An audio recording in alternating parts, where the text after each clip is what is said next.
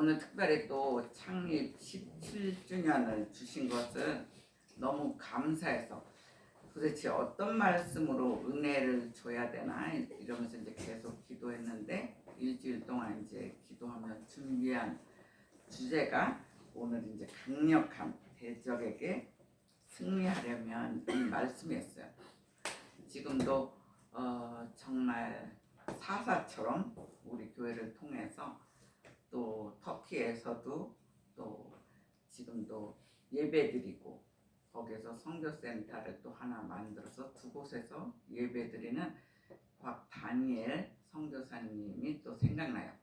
그리고 우리가 또 이스라엘도 도왔었어요. 우리 동기 목사님이 또 이스라엘 선교사로 갔기 때문에 계속 거기 기도하고 또 거기를 돕고 우리 교회 와서도 이제 가끔씩 돌아가면서 와가지고 설교도 하시고 우리가 이제 정보도 듣고 그랬어요. 근데 지금은 이제 필리핀하고 아프리카 교회를 돕고 있어요. 근데 그들도 우리가 제일 힘들 때 물질로 도와줄 수가 없었어요. 예전에는 뭐 우리 교회 연결 안 돼도 우리가 이제 풍성할 때는 이제 잘 물질로도 도왔는데 지나 보니까 물질이 중요한 게 아니에요. 기도가 더 중요하더라고요. 기도하니까 필리핀을 도울 수 있는 목사님들을 연결시켜서 또 그들이 교회를 더 잘 짓고 그때는 교회 짓는 것까지 벌써 그게 1, 2년 됐겠네요. 그랬는데 지금은 선교센터까지 또 지었어요. 그 이제 이슬람권 그 가까이 가서 그곳에 또 선교센터까지 도와줬던 교회가 다시 그렇게 해서 그것까지 했고 어저께 연락 온 거는 한국 분들이 와가지고 이제 거기서 예배를 드리고 이제 집회를 했다고 이제 그렇게 와요. 그만큼 우리가 숫자적으로는 작지만 한 사람 한 사람이 사사처럼 퍼져 나가서 설교를 하고 복음을 전할 때 지경은 점점 넓어지는 것을 볼 수가 있어요. 오늘 본문 사사기 3장은 사사시대 역사는 백성의 타락이에요. 그러니까 막 이제 나라가 좀 부흥해진다 그러면 타락부터 해요. 그래서 백성이 타락하고 이들이 또 부르짖어요. 너무 힘들다고. 우리 살기 너무 힘들어요. 왜 그냥 노예같이 사니까. 다른 사람들이 쳐들어오니까. 그러면은 여호와 하나님이 마음이 또 약해져가지고 구원의 역사예요. 그러니까 우리하고 비슷해요. 잘 나갈 땐 타락하고 또 막 거꾸러지면 다시 뭐 울부짖는 기도를 하는. 그러니까 타락과 주님의 구원의 역사가 그들과 우리가 거진 같은 거예요. 지금 시대도 그렇죠. 그래서 사사는 모두 사사기에는 12명으로 돼 있어요. 뭐 온니엘, 에훗, 삼갈, 드보라, 기드온, 뭐 입다, 입삼 뭐 이래갖고 12명 맨 마지막에 삼손으로 끝나요. 근데 오늘 이제 3장은 온니엘과 또 그 에훗과 삼갈까지 3장의 사사들이 이제 나오고 있어요. 그런데 사사들은 이스라엘의 대적들과 싸워서 모두 승리했다는 거예요. 싸워서 질 수도 있잖아요. 싸움을 싸우는데 그 적군들이 너무 많으면 질 수도 있어요. 근데 여기 단 한 명도 사사들이 이스라엘 대적과 싸워서 다 승리했다는 거예요. 거기에는 뭔가 비결이 있는 거잖아요. 어떻게 하였기에 그들이 강력한 대적들을 이길 수 있었는가? 그거를 오늘 우리가 본문을 통해서 우리가 알아야 돼요. 그렇다면 우리도 삶 속에서 어떻게 해야 우리의 대적인 사탄을 싸워서 이길 수 있겠는가? 어느 때는 우리 대적이 사탄만이 아니에요. 우리 속에 악이 있을 때도 있어요. 그 악을 이겨야 돼요. 그리고 우리 속에 있는 무능, 또 우리 속에 있는 약함. 우리가 다른 사람 같이 막 능력 있고 이러고 싶은데 어느 때는 무능에 빠져 있고 강하지 못하고 약해서 어느 때는 하나님을 쓰시기 힘든 이런 상황도 있어요. 이런 모든 것이 외면과 내면의 그 대적인 거예요. 대적에서 싸워서 어떻게 이길 수 있는가? 여러분들은 싸워서 이기고 싶습니까? 싸워서 죽고 싶습니까? 싸워서 이기고 싶잖아요. 이 땅에 지금 뭐 난리잖아요. 지금 뭐 코로나 갖고도 난리고 하여간 그래요. 근데 우리는 이런 정도 가지고는 지면 안 된다는 게, 이겨야 된다는 게. 하나님께서 저희들에게 주시는 첫 번째 메시지는 너희는 시험에 통과하여 순종하라 그랬어요. 테스트를 했어요.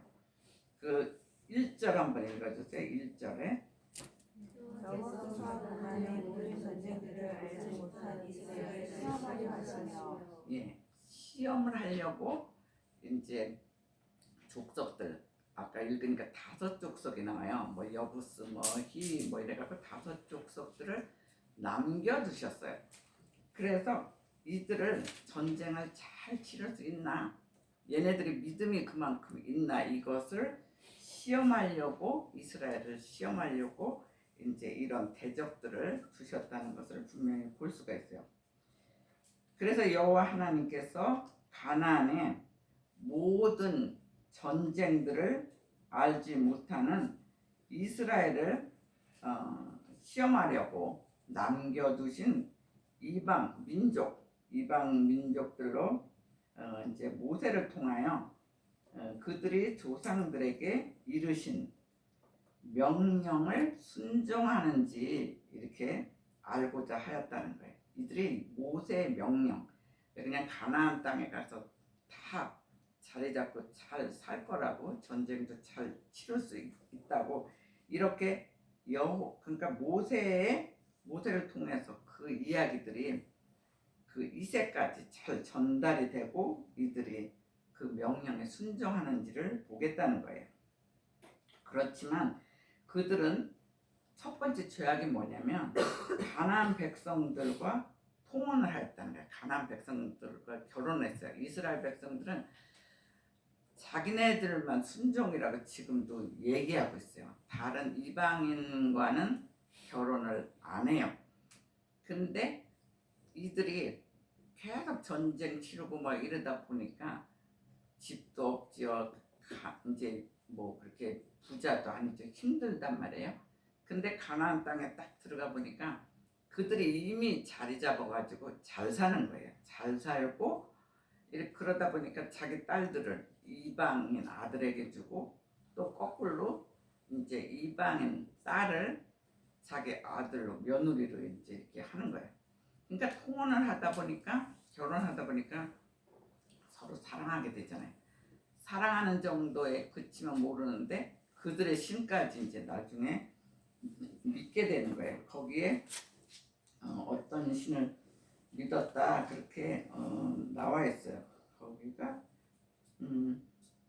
아까 그 바알과 이제 아세라 상을 믿었다고 이제 그렇게 얘기해요.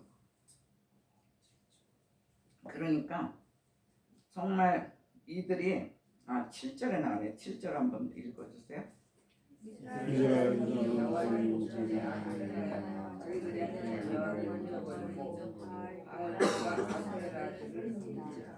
예, 그러니까 이스라엘이 순수하게 자기네끼리 잘 살기를 하나님 바랬는데 이들이 분명히 이스라엘 백성들은 세상에 빠졌다는 거예요. 빠져서 나중에는 악을 행하고 더 나아가서는 하나님을 잊어버렸다는 거예요. 그러니까 우리도 교회 다니다가 잠깐 몇 달간 쉬잖아요. 그러면 하나님을 잊어버릴 수가 있어요. 예수 믿는 그 믿음이 훅 떨어지는 걸 볼 수가 있어요. 그런데 거기다가 더 바알과 아세라를 섬겼다는 거예요. 이거는 우상 숭배예요. 그러니까 지금도 현대판 우상 숭배가 많아요. 하나님보다 내가 사랑하는 내 달란트가 하나님보다 더 높으면 그건 우상이에요. 그러니까 내 달란트가 하나님보다 밑에 있어야 돼요. 근데 내가 사랑하는 것조차도 하나님과 예수님보다 더 높이 있으면 현대판 우상 숭배가 될 수 있죠. 그래서 하나님께서 8절이에요. 8절에 고난을 줬어요. 8절 한 번 더 읽어주세요. 여호와께서 이스라엘 그들을 메소포타미아 왕 부산 이스라엘의 손에 파셨으므로 이스라엘 자손이 부산 이스라엘을 8년 동안 살렸으나 예, 지금도 마찬가지예요. 전부 악하고 죄짓고 막 이러다 보면 이런 사건이 일어나요. 그래서 메소포타미아 왕 부산 리사다임의 손에 파셨다 그래요. 파셨기 때문에 8년 동안 섬겼어요. 그러니까 1년 동안도 노예 생활하기 힘든데 자그마치 8년 동안 그들이 이제 노예 생활로 있었던 거예요.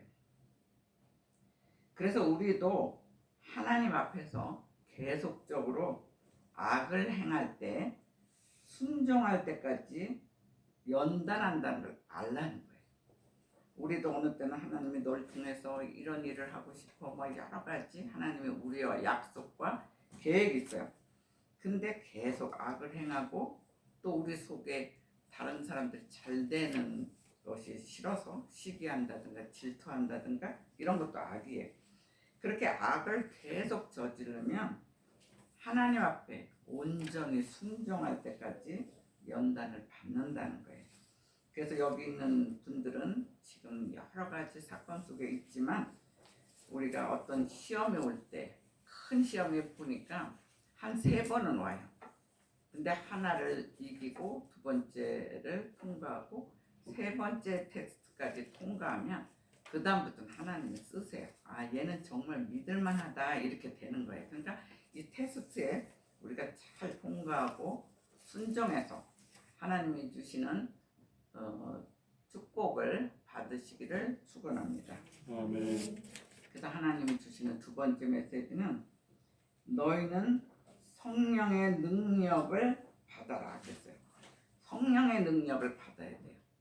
우리는 똑바로 살고 싶은데 하루 이틀은 쉬워요.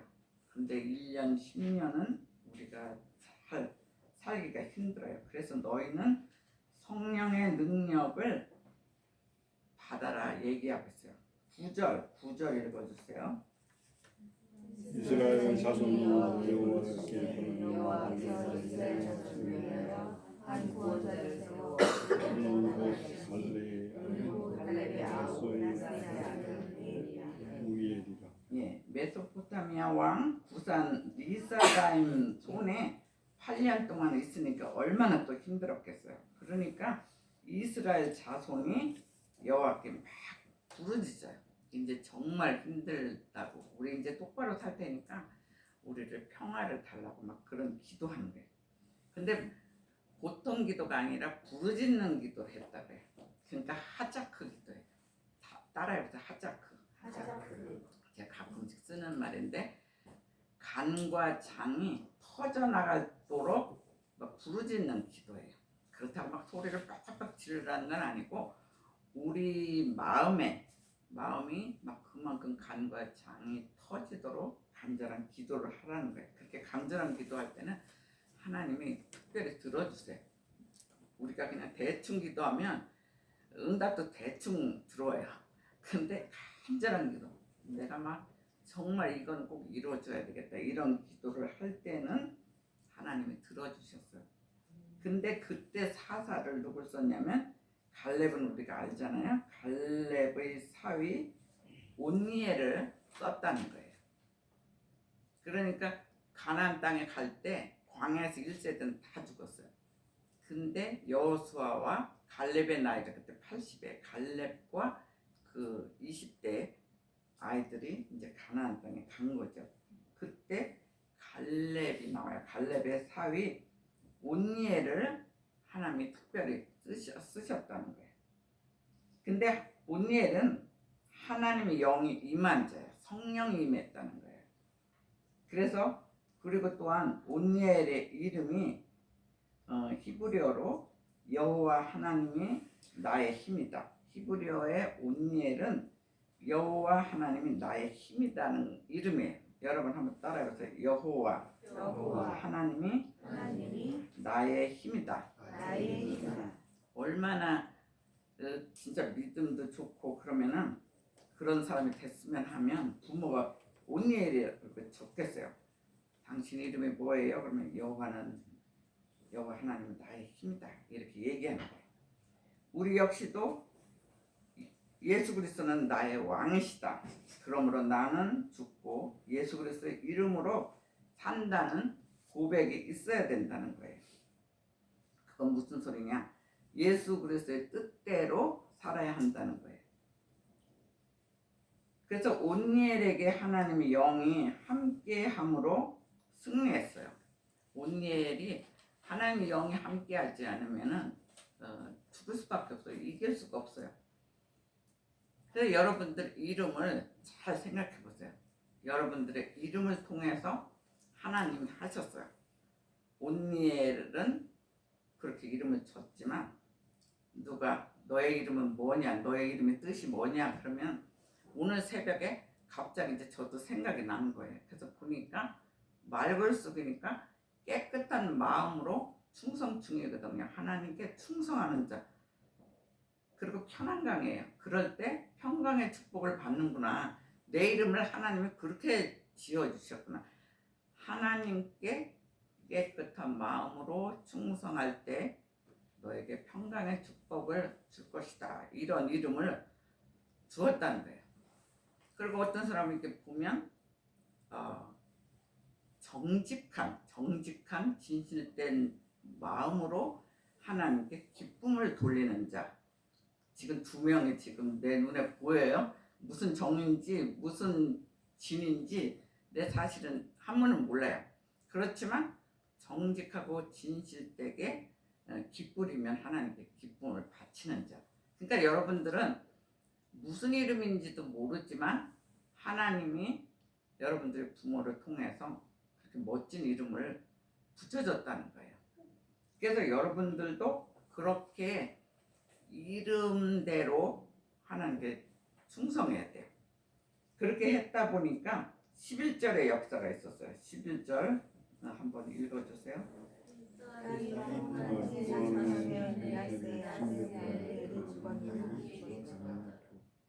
예, 그러니까 온니엘을 통해서 이제 승리하니까 쉽게 말해서 40년 동안 태평성대를 누렸어요.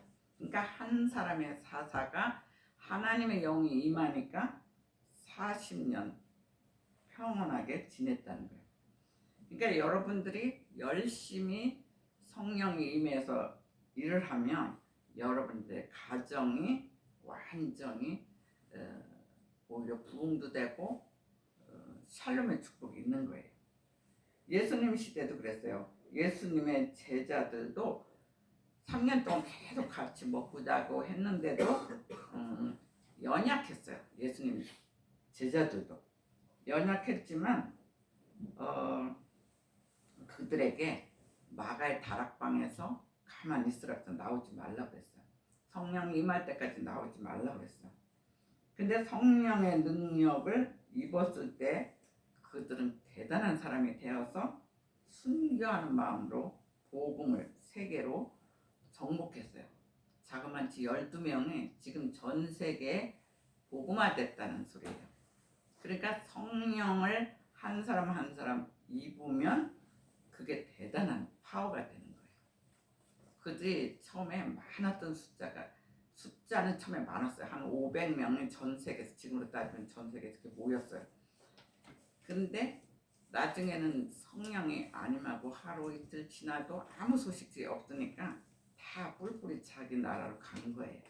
그러다 남은 사람이 120문도예요. 120문도는 그때 성령이 임할 때 대충 임한 게 아니에요. 막 으르렁 소리가 났대요. 우렁우렁 하면서 한 사람 한 사람 타치를 해서 성령이 완전히 임했어요. 그러기 전에는 베드로 수제자인데도 예수님 부인했잖아요. 막 3번이나 부인했잖아요. 근데 성령이 임하니까 다시 전도하고 나중에 순교하고 그런 파워 있는 사람으로 변한 것을 볼 수가 있어요. 그렇다면 우리 역시도 그들만 그러느냐, 현대 사는 우리들도 하나님의 영이 임하면 이 땅에서 승리한다는 거예요. 우한에서 선교사님이 며칠 전에 연락이 왔어요. 연락이 왔는데 거기가 무슨 우한에 사랑의 교회를 개척하고 또 백합 교회를 개척했대요. 그러다 보니까 이 교회들이 열심히 일을 해서 자그마치 48개의 지하교회를 이렇게 만들었다는 거예요. 그러니까 48개 교회는 엄청난 숫자잖아요. 그러니까 선교사님들이 뭐 25년간 뭐 거기서 이제 사는 거예요. 그러니까 자기네 고향이라 그래. 제2의 고향이라는데 거기서 막 일들을 했어요.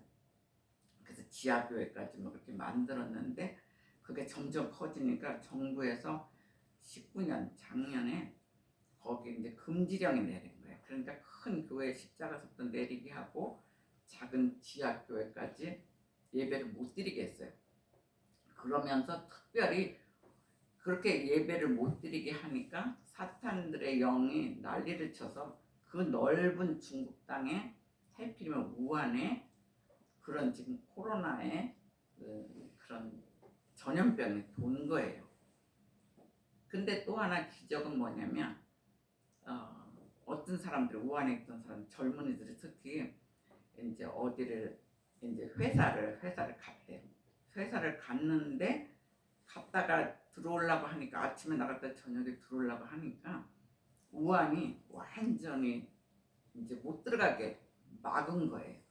그러니까 젊은이들이 돈도 없지 뭐 잘 것도 없지 먹을 것도 없지 갑자기 우리가 우리 동네를 못 들어가게 딱 해보세요. 나는 밖에 있는데 그러면은 지금 우리는 뭐 카드라도 있지만 그들은 이제 막 굉장히 심각한 문제가 됐어요. 근데 거기에서 지금 무슨 일이 벌어졌냐면 한 사람 한 사람 못 들어간 사람 그 지역 우한 지역 밖에 있는 사람들이 한 사람 한 사람 수송을 하는 거예요. 어떤 사람이 못 들어갔나. 그래서 그 사람들을 집에 데리고 가서 먹여주고 재워주는 일들을 한대요. 그게 누가 하느냐? 기독교인들이 한다는 거예요. 거기서 막 쫓겨나고 막 이랬던 그런 기독교인들이 그렇게 한다는 거예요. 그러니까 기독교인은 뭔가가 표시나야 돼요. 이런 막 코로나 있다고 해서 막 겁먹고 난리 떠는 게 아니라 여호와의 이름을 이런 때 더 빛나게 해야 되는 거예요. 여러분들이 하나의 사사가 돼야 되는 거예요.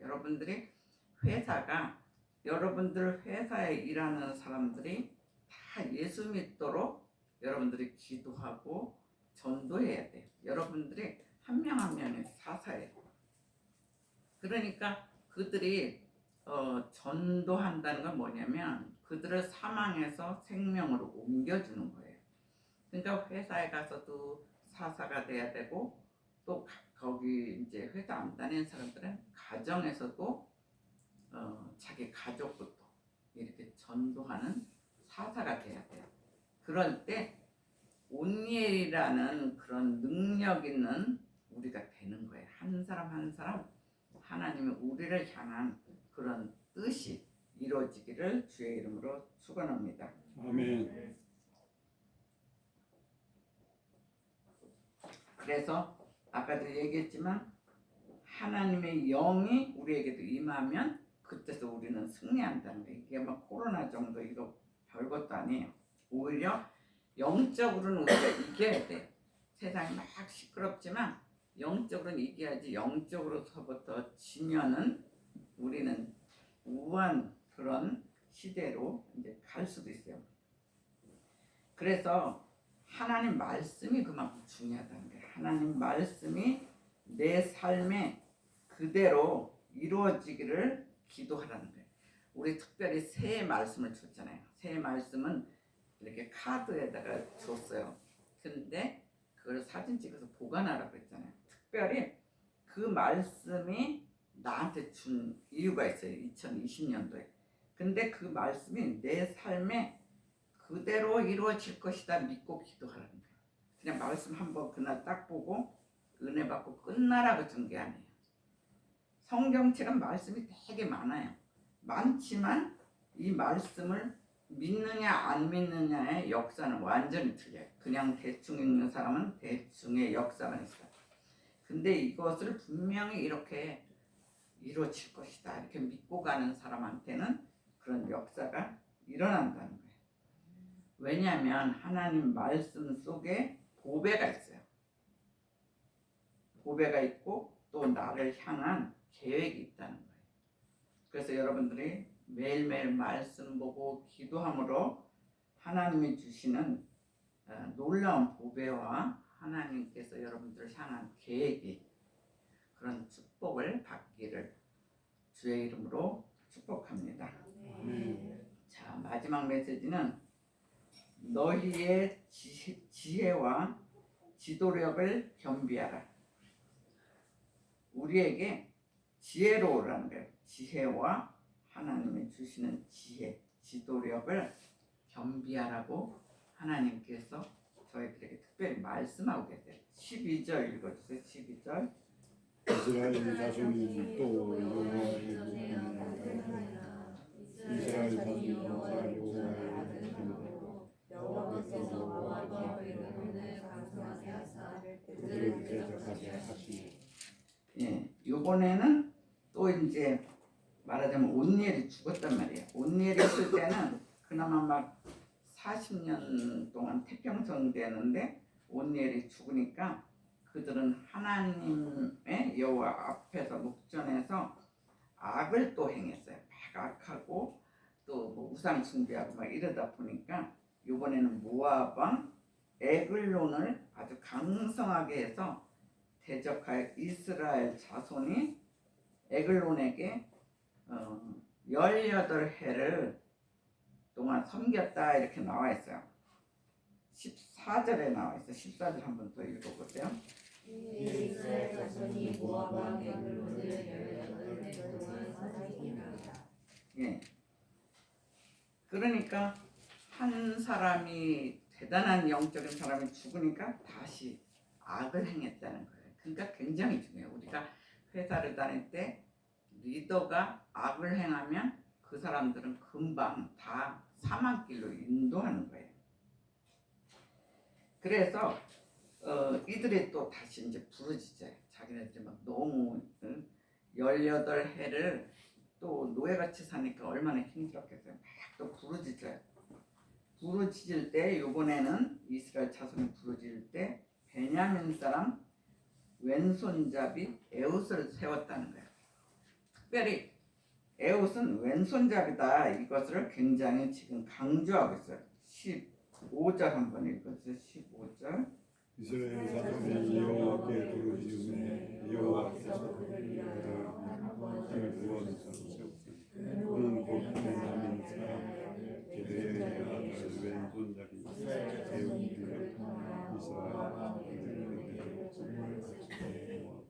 예, 특별히 왼손잡이 베냐민 사람 왼손잡이 에웃을 세웠다.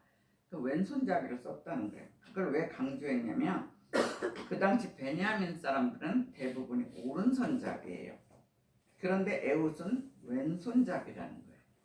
그러니까 우리 어렸을 때도 오른손을 주로 쓰라고 했어요. 왼손 쓰면 안 좋다고 막 그런 우리 어렸을 때 그런 이야기들이 있었어요. 그건 이제 그 나라들의 풍습이죠. 근데 베냐민 사람들은 오른손을 쓰는데 하나님은 특별히 왼손잡이를 썼다는 거예요. 그러니까 왼손잡이는 하나의 약점이 많은 자를 뜻하고 있어요. 약점이 많은 자, 뭐 무능한 자, 뭐 이런 자인데 하나님께서 쓰셨어요.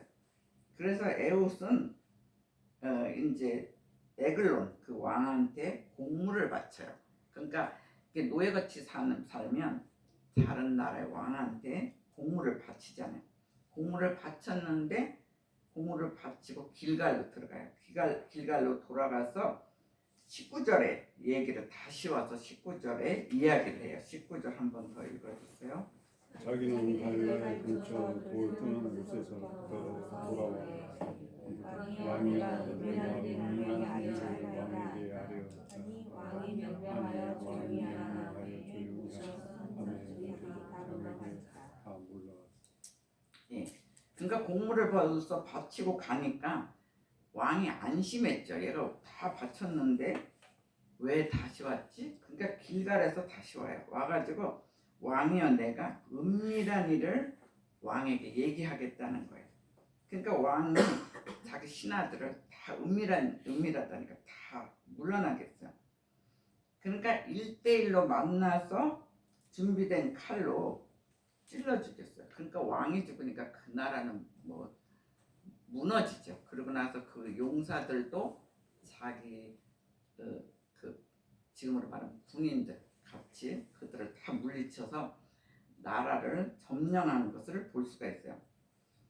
그것은 그의 지혜예요. 그의 지혜인데 한 큐빗 때는 칼을 오른쪽 허벅지 속에 찼다는 거예요. 한 큐빗이면 남자들 이 가운데 손가락에서 이 여기 밑에까지 그러면 약 45cm 돼요. 그러니까 칼이 그래서 제법 큰 거죠. 그것은 양쪽 날이 있다고 해요.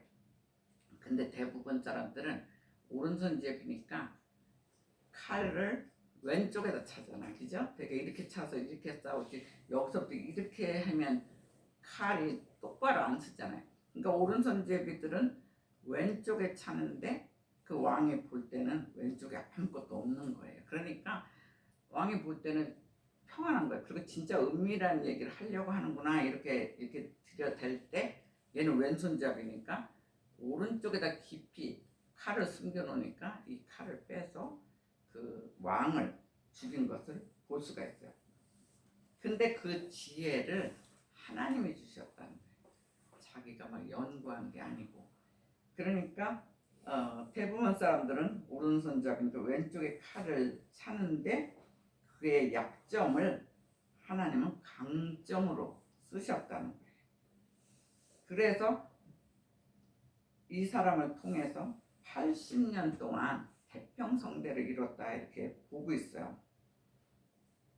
그래서 우리가 이 땅에 이렇게 살다 보면 우리가 어느 때는 무능하게 돼요. 우리가 좀 능력 있으면 좋겠는데 무능하기도 하고 또 약점이 많은데 그런 약점들을 부끄러워하지 말라는 거예요. 왜냐하면 하나님께서 쓰시면 지혜롭고 지도력까지 주신다는데 하나님이 함께 하시면 그래서 하나님이 함께 하시면 승리한다는 거예요. 그래서 여러분들이 이 땅에 살면서 난 능력이 없어 너무 약해 막 코로나 때문에 또 막 덜덜 떨어 그럴 필요가 없다는 거예요. 하나님이 함께하면 우리의 약점까지도 크게 쓰신다는 거예요.